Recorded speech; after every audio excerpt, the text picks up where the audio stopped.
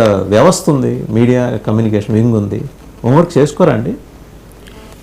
కౌన్సిల్లో మాట్లాడాలి అంతా. మీరు అసెంబ్లీకి వెళ్ళరు, మీరు భీష్మించి కూర్చున్నారు, కౌన్సిల్లోనే మాట్లాడాలిగా. అంటే అసెంబ్లీకి వెళ్ళకపోవడానికి మేము ఆల్రెడీ జగన్మోహన్ రెడ్డి గారు has given number of times enough reason. So మేము కౌన్సిల్లో ఈరోజు వైఎస్ఆర్ కాంగ్రెస్ పార్టీ ప్రిడామినెంట్గా కౌన్సిల్లో ప్రతి అంశాన్ని మాట్లాడటానికి ట్రై చేస్తూ ఉంది. అయితే ప్రతిపక్షం పాలకపక్షం దాన్ని బుల్డోజ్ చేసి పక్కకి వెళ్ళిపోతున్నటువంటి నేపథ్యం. నేను ఇక్కడ లేపారు కాబట్టి విజయబాబు గారు, చంద్రబాబు నాయుడు గారు అమరావతిని రీసెంట్గా ఏమన్నాడంటే ఇది ఒక మున్సిపాలిటీ ఏరియా, అమరావతి అయినప్పుడు కూడా మున్సిపాలిటీ ఏరియాకి సంబంధించిన అంశం అన్నాడు.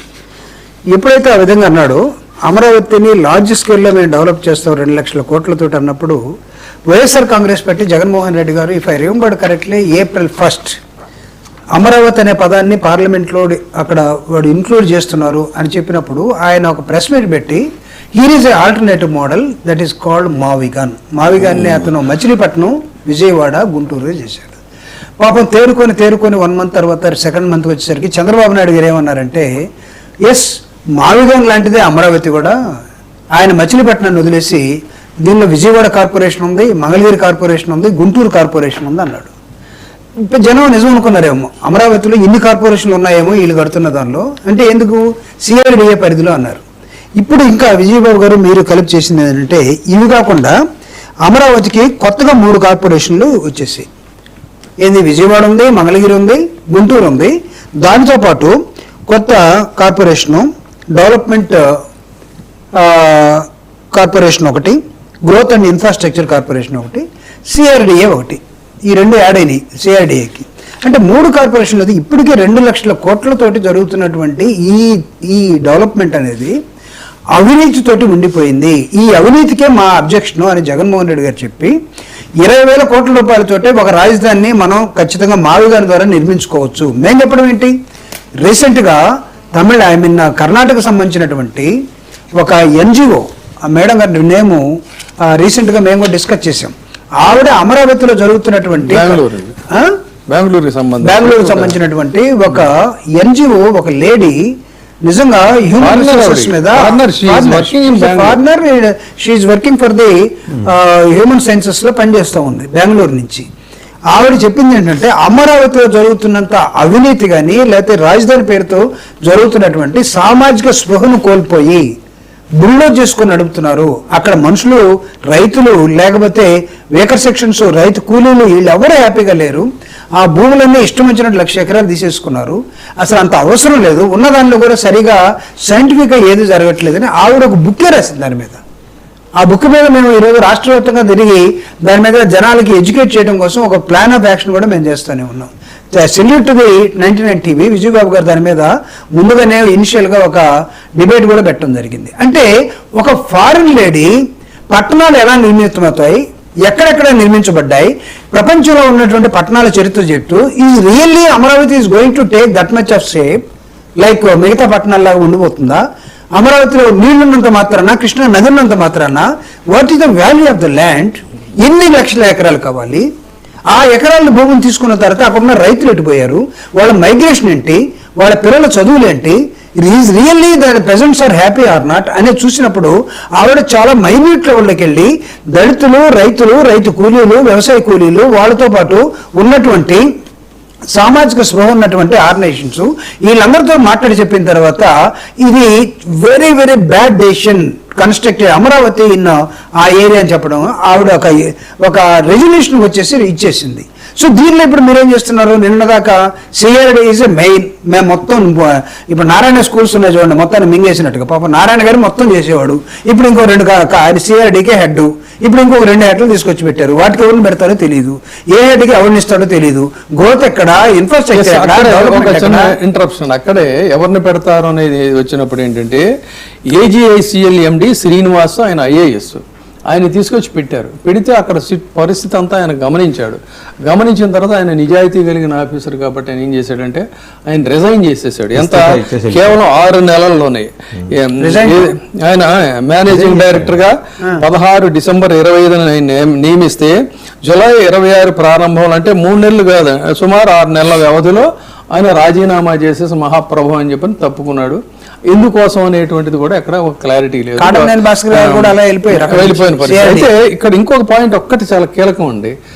ఇప్పుడు ర్యాండమ్ గా కాదు, నా పాయింట్ ఏంటంటే కమ్యూనిస్ట్ పార్టీలు ఉన్నాయి, ఇక్కడ కాంగ్రెస్ పార్టీ ఉంది, ప్రధానంగా వైసీపీ ఉంది.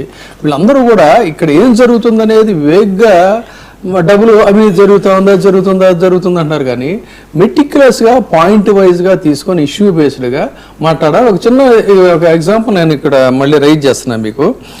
ఏం చేస్తున్నారు ఇప్పుడు అక్కడ? ఇది కట్టేస్తున్నాం, అది కట్టేస్తున్నాం, బ్రిడ్జి లేకపోతే స్టీల్ బ్రిడ్జి పూర్తి అయిపోయింది, ఇనాగ్రేషన్ అవన్నీ చేస్తామంటే దాన్ని అది కాదు ఇది కాదు అని చెప్పి అంటున్నారు. కానీ మీరు మెటిక్యులస్ అక్కడ ఏం జరుగుతుందో వెళ్ళడం లేదు. ఎందుకంటే ఇక్కడ ఒక పాయింట్ చెప్తా చూడండి. ఈ డెవలప్మెంట్ని వ్యతిరేకించడం కాదు, ప్రయారిటీ సీక్వెన్స్ అని ఉంటుంది కదా. ఇప్పుడు మనం ఇల్లు కట్టుకుంటున్నామండి, ఇల్లు కట్టుకుంటున్నప్పుడు ఏం చేస్తారు? ముందు స్లాబ్ వేయాలి, స్లాబ్ వేసిన తర్వాత డోర్లు పెట్టాలి, అది ఫైనల్గా కదా గార్డెనింగ్ అనేది వచ్చేది ఆ బ్యూటీ కోసం. కానీ ఇక్కడ అమరావతిలో జరుగుతుంది ఏంటి అన్నట్లయితే చెప్తా చూడండి. అమరావతిలో ఇక్కడ ఏం చేస్తున్నారు? అమరావతి ఐ. దేనికి Amaravati I? River front, mini Amazon. దీన్ని భూతద్దంలో చూపించి ఆహా ఓహో అని చెప్పని చేస్తా ఉంటే ఇక్కడ మెయిన్ పాయింట్ ఏంటంటే అసలు అండర్ గ్రౌండ్ డ్రైనేజీ పూర్తయిందా లేదు? స్టామ్ వాటర్ నెట్వర్క్కి మీరు రెడీగా ఉన్నారా? ఫ్లడ్ ప్రొటెక్షన్ అనేటువంటిది పూర్తయిందా? డ్రింకింగ్ వాటర్ నెట్వర్క్ పూర్తయిందా? రోడ్డు కనెక్టివిటీ పూర్తయిందా? గవర్నమెంట్ బిల్డింగ్స్ ఫంక్షనల్ స్టేజ్కి వచ్చేసాయా? ల్యాండ్ పూలింగ్ ఫార్మర్స్కి ఇచ్చినటువంటి కమిట్మెంట్స్ అన్నీ కూడా పూర్తి అయిపోయాయా?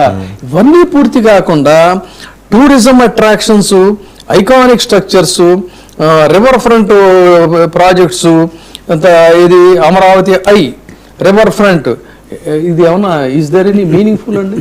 అంటే దీనికోసం ఏంటి మళ్ళీ కోట్ల రూపాయల డబ్బు దీనికి ఖర్చు చేస్తున్నారు. పీపీపీ రైట్స్ అని చెప్పి ఇచ్చేస్తున్నారు. ఇచ్చేసి అక్కడ అసలు మెయిన్ అవన్నీ పూర్తి అవ్వకుండా, అంటే అందరికీ సామాన్యులకు అర్థమయ్యే భాషలో చెప్తుంది ఏంటంటే బిల్డింగ్ పూర్తి అవ్వలేదు కానీ గార్డెనింగ్, దానికోసం బ్యూటీ, అక్కడ పిల్లలు చేసే వీటి కోసం, అంటే ఇన్వెస్టర్లను ఆకర్షించాలంటే ఇవన్నీ తప్పనిసరిగా సార్. అదే చెప్తున్నా, ఏది ముందు ఏది వెనకండి, వాట్ ఆర్ ద ప్రయారిటీస్, దీని మీద ఇన్డెప్త్, దీనికోసం అని చెప్పని ఇక్కడ చూడండి ఎంత హారిబుల్ అంటే మినీ అమెజాన్ పేరుతో షేక్మూర్ ప్రాంతంలో డెన్స్ అర్బన్ ఫారెస్ట్ డెవలప్మెంట్కి 17 నుంచి 18 కోట్ల రూపాయలు ఖర్చు చేసినట్టుగా మీడియా రిపోర్ట్స్ మనకి తెలుస్తున్నాయి. అఫీషియల్ రికార్డ్స్ మరి ఎంత అనేది ఇంకా చూడాలి.